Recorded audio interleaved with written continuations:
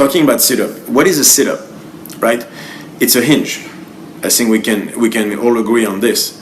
A sit-up is a hinge. So a sit-up should not be a flexion of the trunk to start with. If you look at what I'm talking about here, my legs are in front of me, I'm going to hinge. It's a swivel at the hip. That's what a sit-up is supposed to be. It's not supposed to be a flexion of the spine. It's supposed to be a swivel. So in that case, if you do a swivel at the hip, so that means leg internally rotated, right? The internal torque, not rotation. Legs creating internal torque.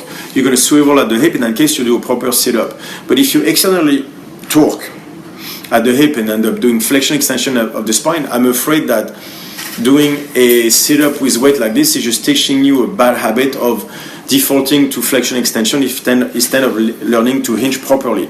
I think people never have a problem doing flexion extension of the spine, but they do have a problem hinging. So I don't want to reinforce a bad habit and let them do a flexion on a sit-up. I think a sit-up should be taught as a hinge, because it is a hinge, even though you can do a flexion of the spine if you want to, that's true, but that's not where the problem resides with most people. The problem is with the sit-up as a hinge. So let's keep them doing the hinge properly, while creating internal torque with the legs, and then when they can do that properly, yes, you can add weight. But as a hinge, not at a flexion extension of the spine, because I think that's already too big of a problem.